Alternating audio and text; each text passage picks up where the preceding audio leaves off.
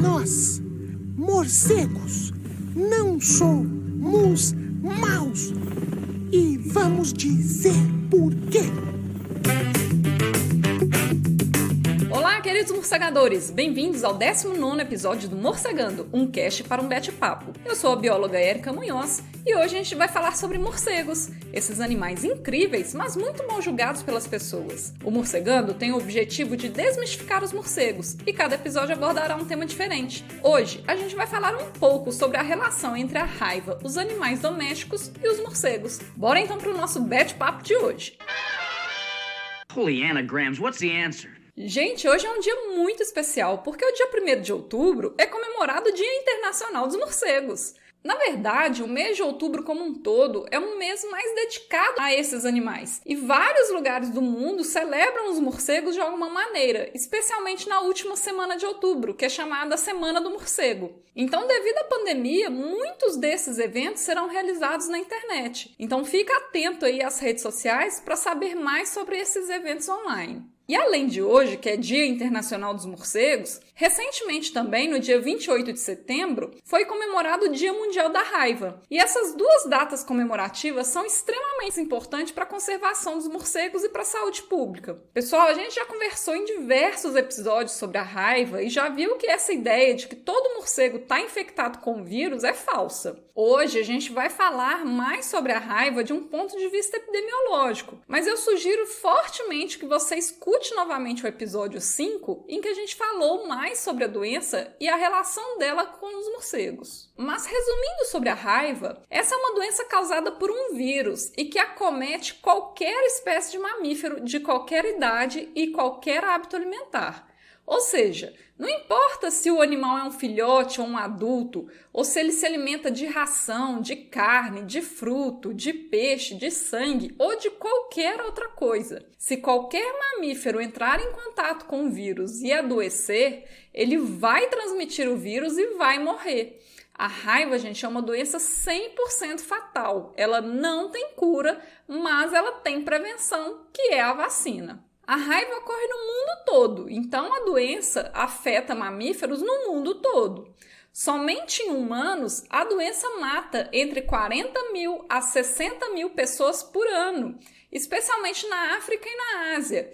E mais de 90% desses casos no mundo todo são provocados por mordidas de cachorros doentes. Mas diferente dessas milhares de mortes anuais na África e na Ásia, aqui na América Latina, nós temos um cenário bem mais tranquilo. Desde a década de 70, o Brasil e outros países da América do Sul iniciaram trabalhos na tentativa da erradicação da raiva urbana, sobretudo provocadas por cães. Então, desde a década de 70, o número de casos humanos diminuiu muito. Só para vocês terem uma ideia, em 1973, a América Latina registrou 300 casos de raiva humana e em 2019 foram apenas 3. Uma baita redução, né? Bom, mas apesar dessa queda expressiva do número de casos aqui na América Latina, o vírus da raiva nunca deixou de existir e nunca vai deixar. E por quê? Porque esse é um vírus que acomete qualquer mamífero e ocorre no mundo todo.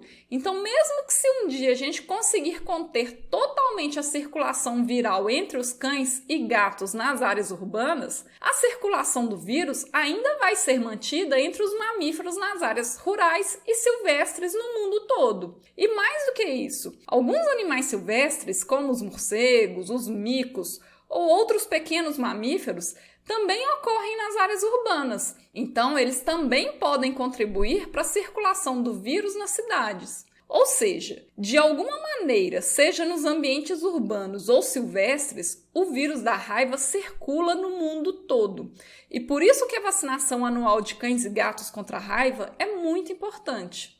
Bom, aqui no Morcegando a gente fala sobre morcegos, certo? Então, obviamente, nosso foco vai ser maior nesses bichos. E como eu já espero que vocês saibam, nem todo morcego está infectado com vírus. Muito pelo contrário, a maioria dos morcegos estão saudáveis e os que estão doentes costumam apresentar um comportamento atípico, como, por exemplo, cair no chão, apresentar um voo incoordenado ou se pendurar em locais suspeitos, como, por exemplo, um muro, a grade de uma janela ou o tronco de uma árvore, entre outros locais incomuns de um morcego se pendurar. Caso você veja um morcego nessas condições, não quer dizer que ele está infectado, mas há uma maior probabilidade e você deve considerá-lo como um animal suspeito. Hoje, no Brasil, o principal transmissor da raiva para as pessoas são os morcegos, especialmente o morcego hematófago Desmodus rotundus, que é aquele que se alimenta de sangue de mamíferos. Embora a gente ainda continue encontrando cães e gatos raivosos no Brasil, além de outros mamíferos doentes,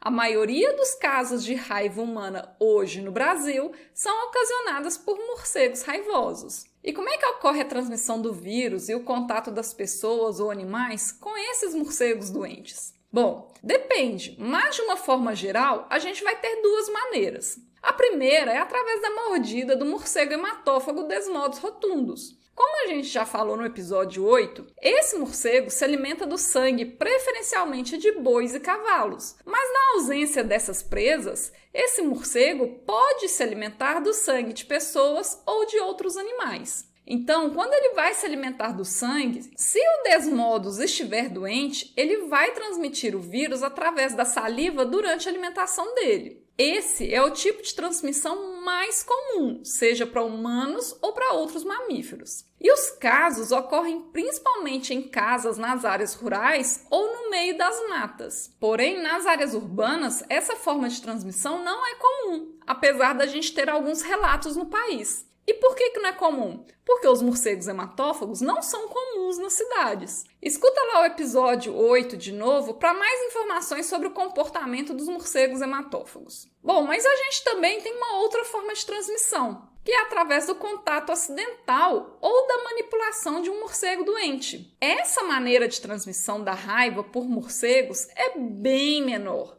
mas ela ocorre mais em áreas urbanas, envolvendo principalmente os animais domésticos. E o número de casos vem crescendo no mundo todo, incluindo o Brasil. E por que isso está ocorrendo? Por vários fatores, e eu vou comentar apenas 2 deles. O primeiro é por falta de informação da população sobre a raiva. Como atualmente no Brasil registra-se pouquíssimos casos de raiva em pessoas ou animais domésticos, a doença começa a cair no esquecimento e, de uma certa maneira, também começa a ser negligenciada.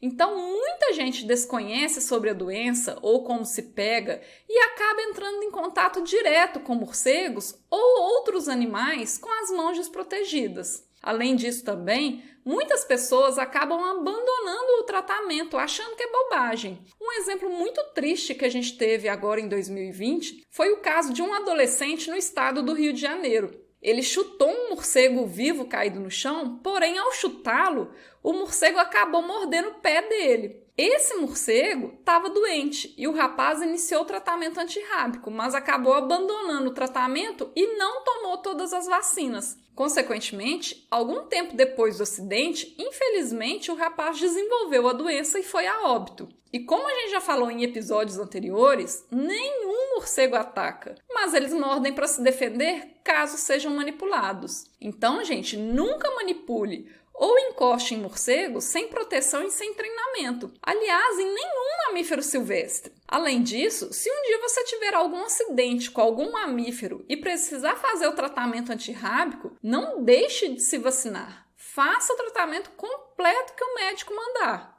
O segundo fator é pela baixa cobertura vacinal dos animais domésticos. Embora a maioria dos morcegos estejam saudáveis, a gente não tem como prever onde e quando um morcego doente vai aparecer. Então, eventualmente, um morcego raivoso pode cair na rua, na sua casa ou dentro do seu apartamento. E a cada ano as pessoas estão vacinando menos os seus animais. Então, se o animal não tiver vacinado e entrar em contato com um morcego doente, muito provavelmente ele vai adquirir a doença. E lembrando, gente, que cães e gatos são animais carnívoros. Por mais que você alimente eles com ração ou outra comida, é instinto do animal caçar, brincar, comer ou manipular os morcegos. Para vocês terem uma ideia, muitos cães e gatos, principalmente os gatos, conseguem pegar morcegos em pleno voo. E você não tem como vigiar o seu animal 24 horas por dia para impedir ele de ter contato com o morcego. especialmente animais que têm acesso irrestrito à rua ou às casas vizinhas. E numa dessas aí, seu animal vai pegar um morcego doente, vai adoecer e vai transmitir para você e outros animais. Quer um exemplo? Entre 2015 a 2019, no Brasil foram registradas 5 mortes de pessoas em áreas urbanas causadas por gatos raivosos que pegaram a doença devido à caça de morcegos doentes. E isso, gente, é muito sério. Não pense que isso não vai acontecer com você, porque pode acontecer sim. Então, se você tiver algum animal de estimação, você precisa fazer a vacinação do seu animal uma vez ao ano, mesmo que na sua cidade não tenha o registro da raiva em pessoas ou animais domésticos há muitos anos. Porque eu te garanto que o vírus está por aí circulando. E se você ou seu animal entrar em contato com o vírus e desenvolver a doença, infelizmente, já era.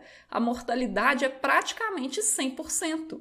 Então, vacine anualmente os seus animais domésticos e não deixe que eles saiam de casa sem a sua supervisão. E caso você encontre algum morcego caído, vivo ou morto, não toque no animal e também não deixe os seus animais domésticos entrarem em contato com o animal. E o que você deve fazer?